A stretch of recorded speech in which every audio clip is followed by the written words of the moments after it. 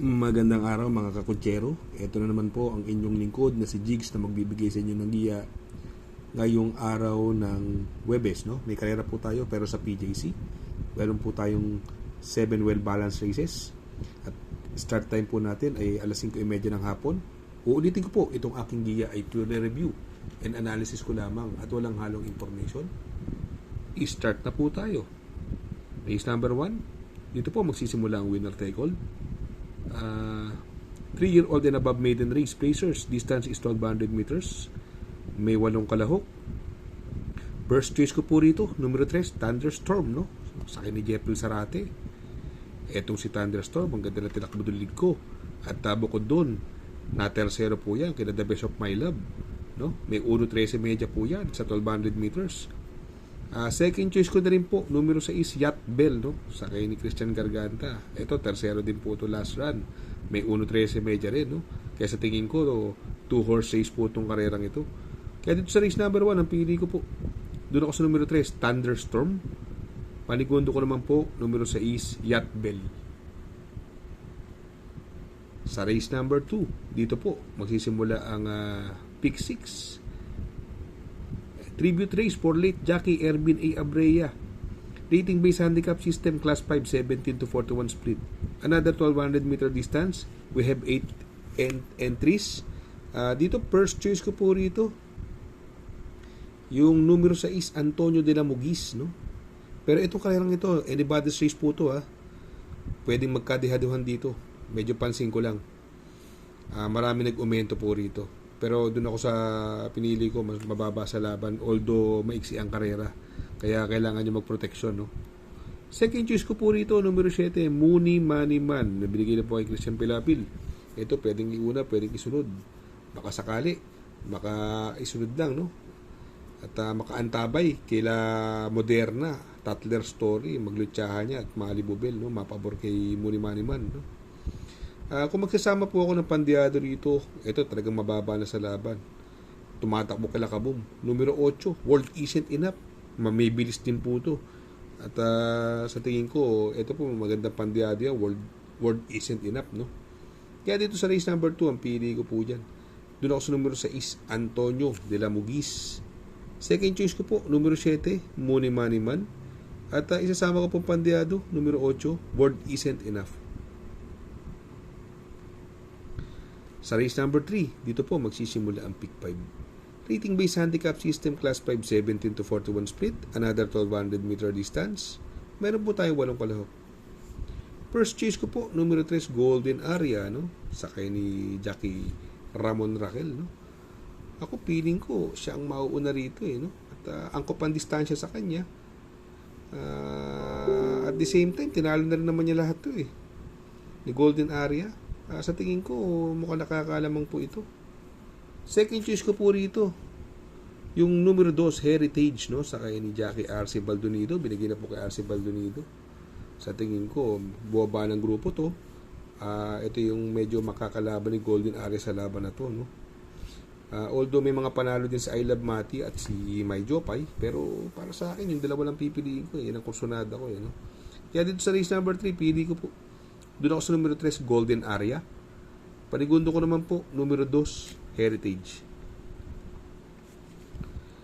Sa race number 4, dito po, magsisimula ang pick 4. Rating based handicap system, class 5, 17 to 41 split. Another 1200 meter distance. We have 7 entries.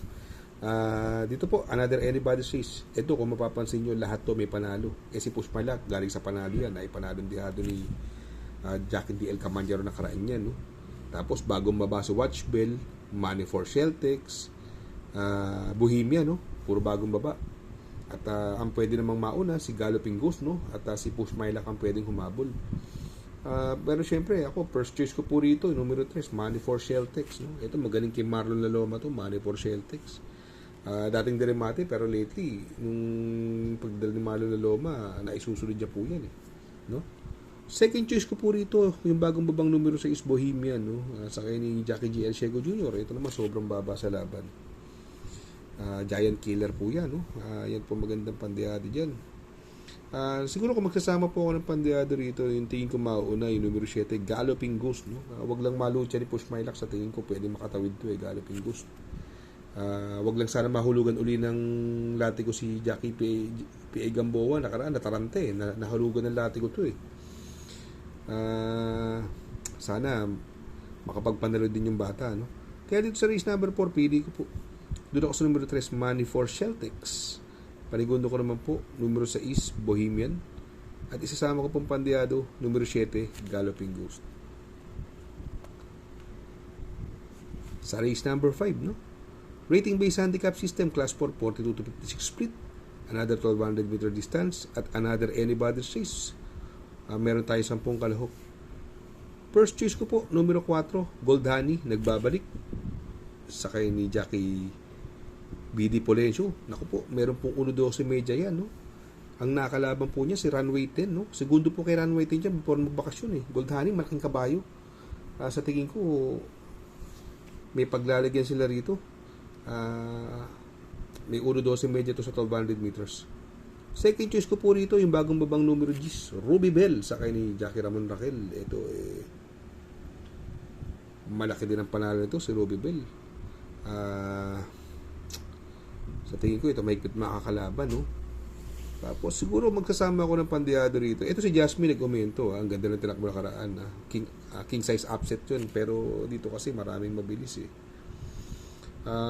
pero ito, kung magkasama akong pandehado, numero 6, si Lola's Favorite, no? Itong si Lola's Favorite magaling yan pagkadehado. Sa tingin ko malaki panalo niyan, no? Kaya dito sa race number 5, pili ko po diyan. Doon ako sa numero 4, Gold Honey. Second choice ko po, numero 10, Ruby Bell.